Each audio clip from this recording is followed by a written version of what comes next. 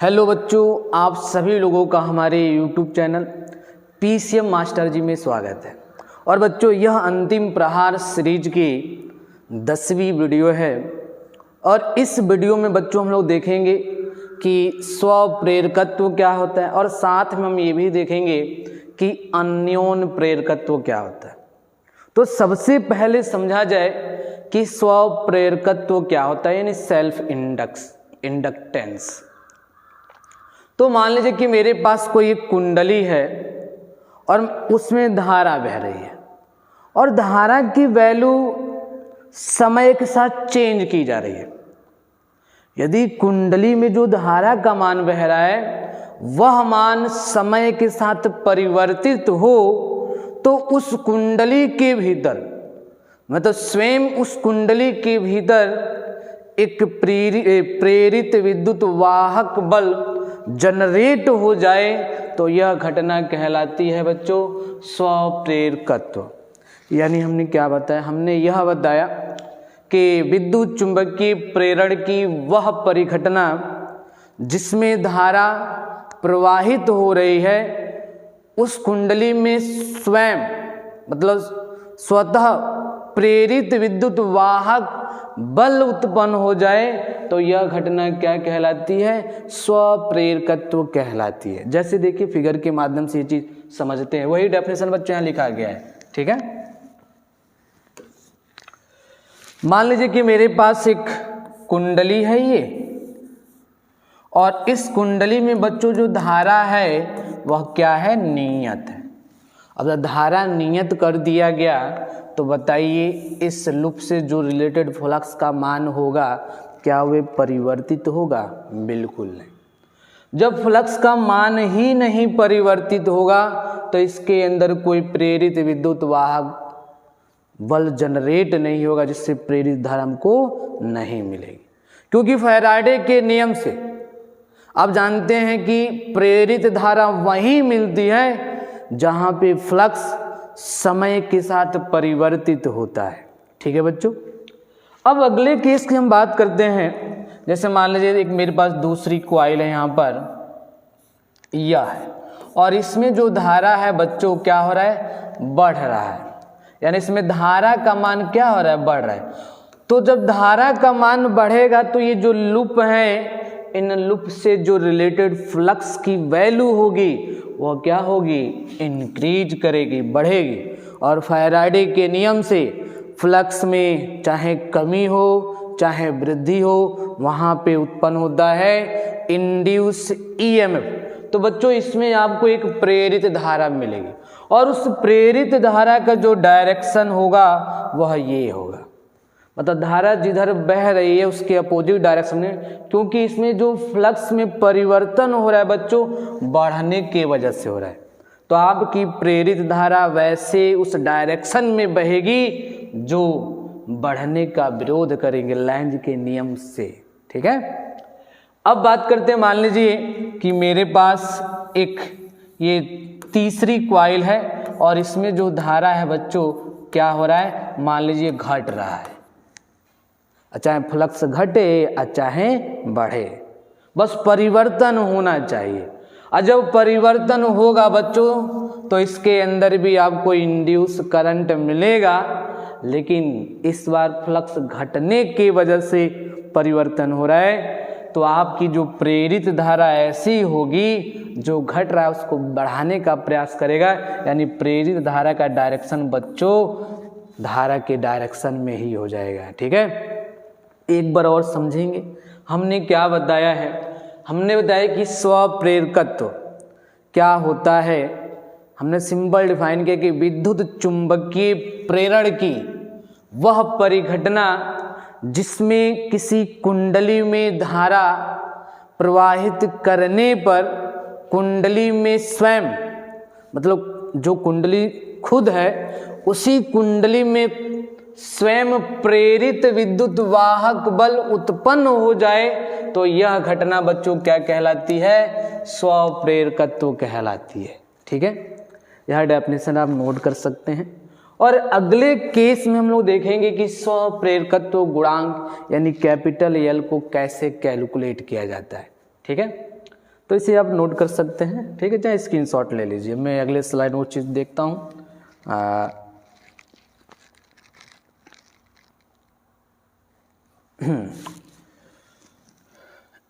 समझते हम लोग हैं स्वप्रेरकत्व।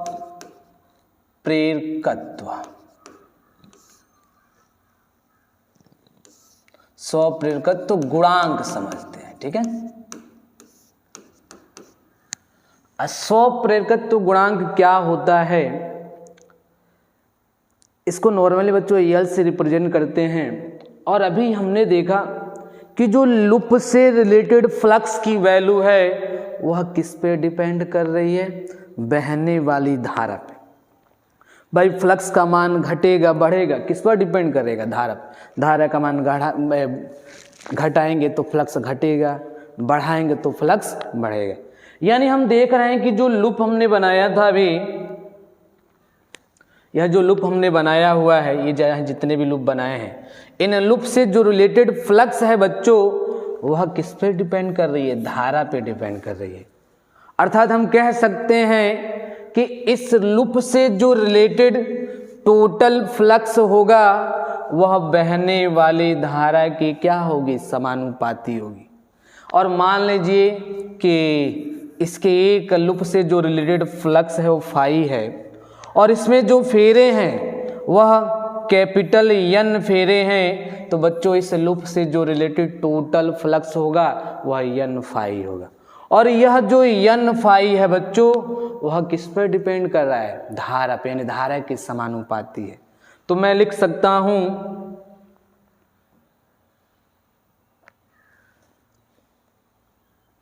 देखिए बच्चों क्या लिख सकते हैं, यानी जो टोटल फ्लक्स है बच्चों वह धारा के समानुपाती है, और जैसे ही समानुपाती का चिन्ह हटाएंगे तो एक नियतांक हमारा आ जाएगा, जिस नियतांक को कैपिटल एल से दिखाते हैं, यानी एल इंटू वाई।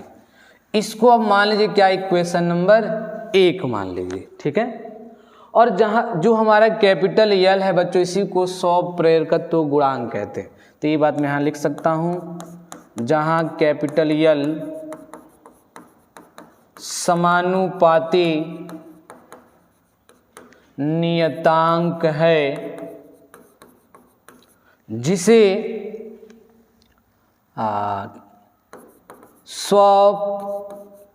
स्वप्रेरकत्व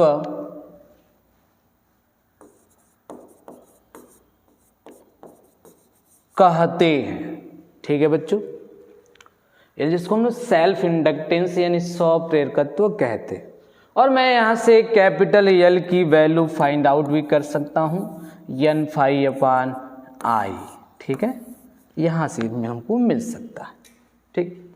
अब हम बात करते हैं, चूंकि हमको एल का मान तो पता चल गया है, चूंकि हम देख रहे हैं कि लूप से जो रिलेटेड फ्लक्स चेंज हो रहा है, तो फैराडे के नियम से उसके अंदर बच्चों हमको इंड्यूस ईएमएफ मिलेगा, और उसका मान कितना होगा उससे हम कैलकुलेट कर सकते हैं एल के पदों में, ठीक है।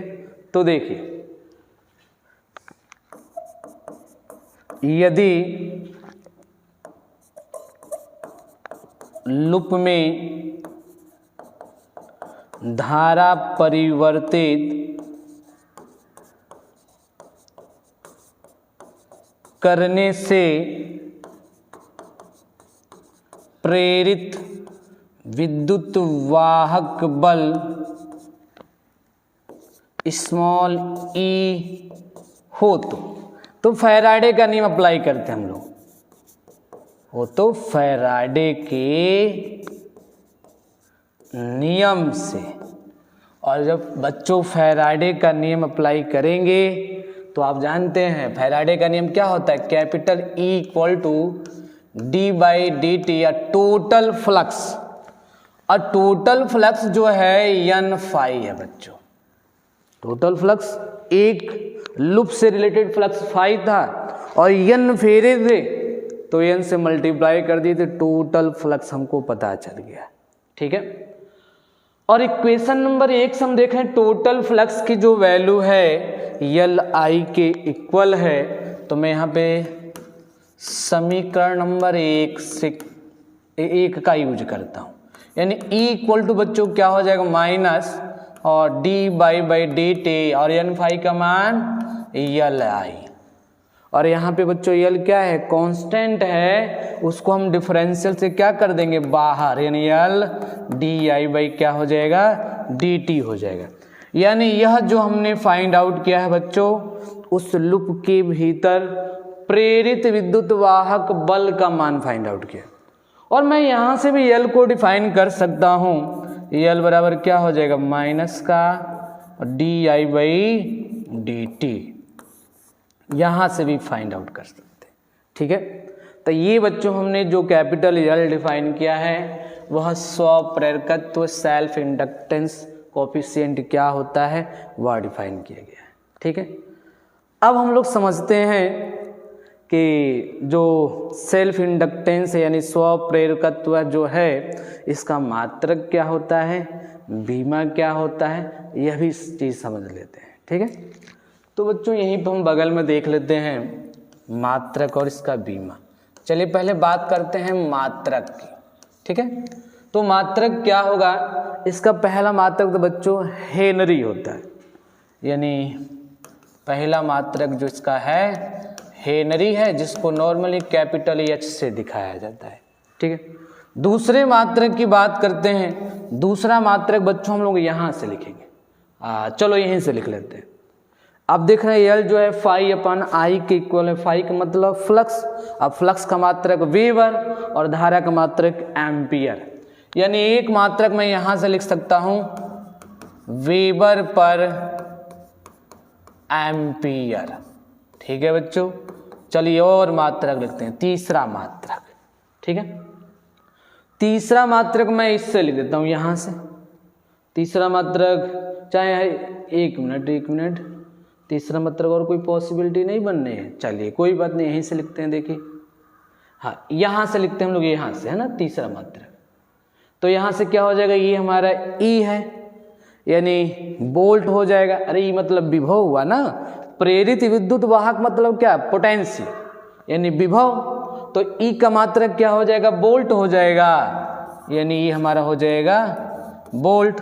और नीचे देखिए एम्पियर पर सेकंड, क्योंकि धारा का मात्रक हमारा हो जाएगा ये डी बाई डी टी है, तो ये धारा का मात्रक एम्पियर और समय का मात्रक सेकंड, और सेकंड पलट के कहाँ चला जाएगा ऊपर, यानी वोल्ट सेकंड हो जाएगा। और नीचे बच्चों क्या होगा ये एम्पियर हो जाएगा। ठीक है, एक और मात्रक देखते हैं, इसके बहुत सारे मात्रक हैं, एक और मात्रक। हाँ देखिए वोल्ट पर एम्पियर को क्या बोलते हैं, आपने ओम का नियम पढ़ा होगा, आप जानते हैं कि आर बराबर क्या होता है भी अपन आई होता है, यानी वोल्ट पर एम्पियर को क्या बोलते हैं प्रतिरोध, और प्रतिरोध का मात्रक क्या होता है ओम। तो इसको हम ओम के पदों में भी इसको क्या बोल दूंगा, वोल्ट पर एम्पियर को ओम बोल सकते हैं, यानी ओम के पदों में ये हो जाएगा ओम माइनस ओम सेकंड हो जाएगा। ठीक है, यह हो जाएगा। ये चार मात्रक इसके बताए गए हैं, और मुख्यतः कभी कभी बहुविकल्पी प्रश्न बन जाता है, चारों में तीन सही दिया रहेगा और एक गलत दिया रहेगा, आपको सेलेक्ट करना रहेगा कि स्वप्रेरकत्व गुणांक का कौन सा मात्रक नहीं है। यदि आप जानते होंगे चारों तो मार सकते हैं, समझ में बात। अब बात करते हैं बीमा की। ठीक है, तो बीमा भी यहीं बगल में देख लेते हैं हम लोग। देखिए बीमा क्या अलग स्लाइड यूज करें हम लोग, बीमा की बात करते हैं। बीमा मैं यहीं से निकाल देता हूँ। देखिए बीमा यानी क्या हो जाएगा कैपिटल यल इक्वल टू ई मतलब क्या होता है विभव। अब भी अरे आप पढ़े होंगे भी इक्वल टू क्या होता है डब्ल्यू अपान क्यू, क्योंकि आपको विभव का बीमा डायरेक्ट तो पता नहीं होगा, अरे पता है तो डायरेक्ट यूज भी कर सकते हैं, लेकिन नॉर्मल थोड़ा वो कठिन होता है, तो हम क्या करते हैं भी को डब्ल्यू बाई क्यू कर देते हैं। ठीक है, तो देखिए डब्ल्यू बाई जब क्यू करेंगे यानी ये हमारा क्या हो जाएगा डब्ल्यू हो जाएगा नीचे क्यू, और नीचे मौजूद हमारा क्या है बच्चों D I by d T है, यानी D I by d T. अब कुछ करना नहीं है, दोनों का बीमा रखना है, गुणा भाग करना, फाइनल बीमा मिल जाएगा। देखिए कैसे W यानी कार्य का बीमा आप जानते हैं एम एल स्क्वायर टी के पावर -2 होता है। ठीक है, नीचे आवेश है, आवेश का बीमा क्या होता है, AT होता है, यानी हमने लिख दिया यहाँ पे AT, ठीक है। और यहाँ पे बगल में धारा है, और धारा यानी एम्पियर, यानी इसका बीमा क्या हो जाएगा, ये हो जाएगा। और नीचे बच्चों क्या है, आप देख ही रहे हैं, समय है, जिसका बीमा कैपिटल T हो जाएगा। तो देखिए T से T कैंसिल हो जाएगा हमारा, और A मिल के स्क्वायर ऊपर जाएगा तो क्या हो जाएगा, माइनस हो जाएगा, यानी कैपिटल L का जो बीमा हमको मिलेगा बच्चों, वह मिलेगा ML स्क्वायर T के पावर -2 और A के पावर -2। यह इसका बीमीय सूत्र भी हो गया, ठीक है। अब बात करते हैं बच्चों की किसी सर्किट के भीतर आप इंडक्टर को कैसे दिखाएंगे, तो उसको भी देखिए, इसका सिंबल देख लीजिए, इसका प्रतीक देख लीजिएगा। नॉर्मली किसी भी सिंबल में बच्चों इंडक्टर को ऐसे दिखाया जाता है, ठीक है, यह उसका सिंबल है। बस सेल्फ इंडक्टेंस खत्म हो गया, यानी 100 प्रेरकत्व तो हम लोग समझ चुके हैं, और इसे आप नोट कर सकते हैं, नोट कर लीजिए। बाकी उसके बाद हम लोग पढ़ते हैं अन्योन प्रेरकत्व, ठीक है, नोट कर लीजिए। चलिए उसको हम देखते हैं अगली स्लाइड में।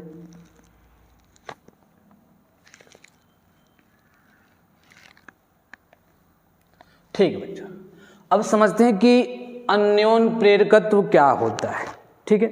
देखिए अन्योन प्रेरकत्व से मतलब यह है बच्चों कि विद्युत चुंबकीय प्रेरण की वह परिघटना जिसमें एक कुंडली में धारा परिवर्तित करने से निकटवर्ती कुंडली में प्रेरित विद्युत वाहक बल उत्पन्न हो जाए, यह घटना कहलाता है अन्योन प्रेरकत्व। जादू हो रहा है, मेरे पास एक कुंडली है और उसी के निकट में एक दूसरी कुंडली रख दी है, और पहली कुंडली में धारा परिवर्तित किया जा रहा है, तो दूसरी कुंडली में हमको प्रेरित धारा मिल रहा है। अब भाई जो भौतिक विज्ञान का ज्ञान नहीं रखता होगा उसको तो ये चीज़ जादू ही लगता होगा, लेकिन जो भौतिक विज्ञान का ज्ञान रखता होगा वो सिंपल कह देगा यह घटना अन्योन प्रेरकत्व के कारण होती है। और एक बात और समझेंगे कि जो अन्योन प्रेरकत्व की घटना है ट्रांसफार्मर में यूज करते हैं। ट्रांसफार्मर जो मुख्यतः वर्क करता है अन्योन प्रेरकत्व के सिद्धांत पे ही कार्य करता है। थोड़ा इस चीज़ को फिगर के माध्यम से बच्चों हम लोग समझते हैं। मान लीजिए कि मेरे पास एक यह कॉइल है, इसको मैं C1 बोल देता हूं, और इसी के निकट में एक बच्चों दूसरी कॉइल मान लीजिए हमने रख दिया यहां पे, यहां रखा हुआ है, इसको मैं क्या बोल देता हूं, C2 बोल देता हूं। और इस कॉइल में जो बच्चों करंट बह रहा है मान लीजिए क्या है, I बह रहा है, और मैं इसमें धारा की वैल्यू क्या कर रहा हूं, चेंज कर रहा हूं, और इसके प्रभाव से इसके अंदर यदि प्रेरित विद्युत वाहक बल उत्पन्न हो जाए तो यह घटना बच्चों अन्योन प्रेरकत्व कहलाती है। एक्चुअल में होता कैसे है, जब हम इस लूप से रिलेटेड फ्लक्स चेंज करेंगे तो जो वैद्युत छिद्र रेखाएं होंगी इस लूप से भी रिलेटेड चेंज होने लगेंगी, और जब इन लूप से रिलेटेड फ्लक्स चेंज होगा तो फैराडे के नियम से इसके अंदर भी आपको इंड्यूस ईएमएफ मिलेगा, जिसकी वजह से आपको प्रेरित धारा मिलेगी, ठीक है। यानी आप इसका क्षेत्र लाइन देख सकते हैं, कुछ इस प्रकार बनेगी, ठीक है। थोड़ा ये बाहर चला गया है, अंदर होना चाहिए था, यानी कुछ इस प्रकार मिलेगी। मैं इसमें चेंज करूंगा, जब इससे फ्लक्स चेंज होगा तो जाहिर सी बात है इसके बगल वाली जो कुंडली है उसका भी फ्लक्स चेंज होगा। जब चेंज होगा तो इसके अंदर हमको क्या मिलेगा, प्रेरित विद्युत वाहक बल मिलेगा, और यही घटना बच्चों अन्योन प्रेरकत्व कहलाती है, ठीक है। अब हम लोग समझते हैं कि अन्योन प्रेरकत्व गुणांक क्या होता है, ठीक है। तो वह चीज़ बच्चों हम लोग अगले स्लाइड में समझते हैं, इसे आप नोट कर सकते हैं, ठीक है। हाँ, अन्योन प्रेरकत्व, ये गलती हो जा रहा है।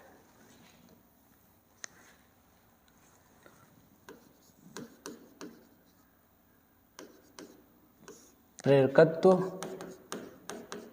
गुणांक, ठीक है। देखिए अन्योन प्रेरकत्व गुणांक से मतलब यह है कि हम देख रहे हैं कि जो हमारा सेकेंडरी कॉइल था यानी C2, उसका टोटल फ्लक्स पहली कॉइल में बहने वाली करंट पे डिपेंड कर रहा था। जैसे देखिए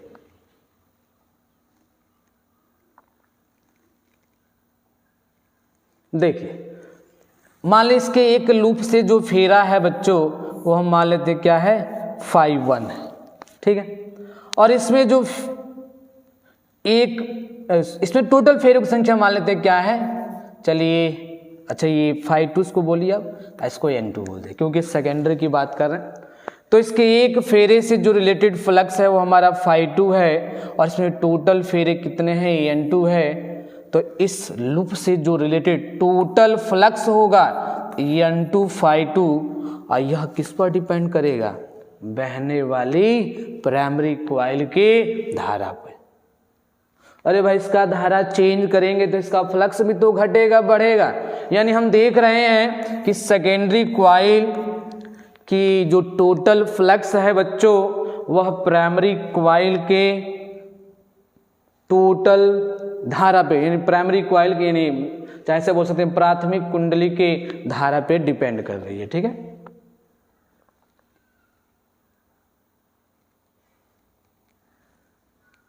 देखिए यानी हम लिख सकते हैं कि जो सेकेंडरी कॉइल का जो लूप नंबर हमारा सेकंड है, उसका जो टोटल फ्लक्स है वह प्राथमिक कुंडली के बहने वाली धारा के समानुपाती है।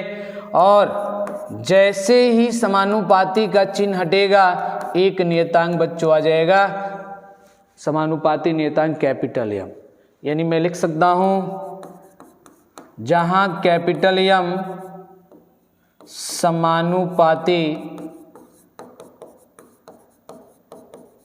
समानुपाती नियतांक है, जिसे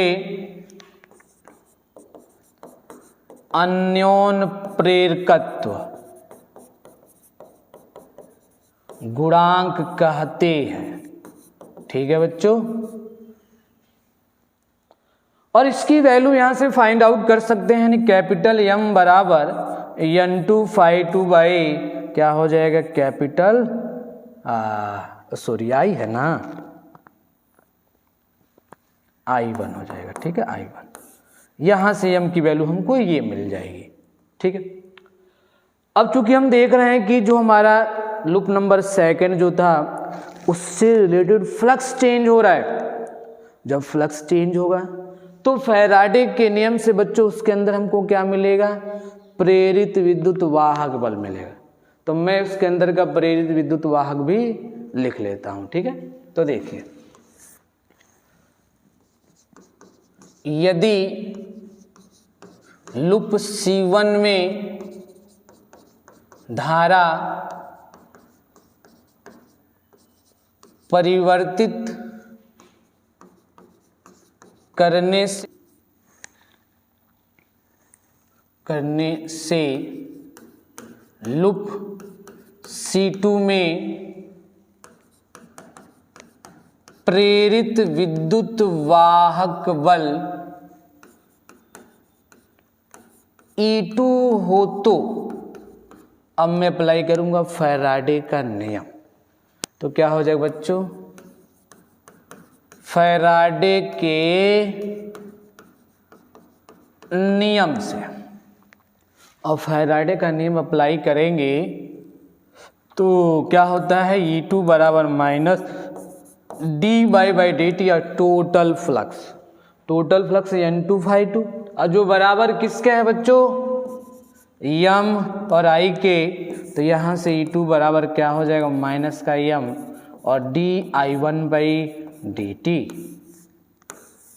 ठीक है बच्चों। यानी सेकेंडरी लूप में कितना इंड्यूस EMF बनेगा वो हमने फैराडे के नियम से फाइंड आउट कर लिया। ठीक है बच्चों, और यहाँ से बच्चों आप यम का मान फाइंड आउट कर सकते हैं। यम बराबर हो जाएगा E2/di/dt हो जाएगा। ठीक है, यहाँ से भी यम कैलकुलेट किया जा सकता है। और मात्रक बीमा की बात करें तो बच्चों जो मात्रक बीमा आपने स्वप्रेरकत्व में पढ़ा है सेम मात्रक बीमा वही होगा। यानी बच्चों इसका जो मात्रक बीमा होगा, मात्रक तथा बीमा स्वप्रेरकत्व के समान होगा, मतलब सेम मात्रक बीमा उसका भी यही होगा। ठीक है, तो फिलहाल बच्चों इस वीडियो में इतना ही, इसे आप नोट कर सकते हैं। और नेक्स्ट जो टॉपिक है हम लोग अगले वीडियो में लेकर मौजूद होंगे। ठीक है, इसे आप नोट कर लीजिए।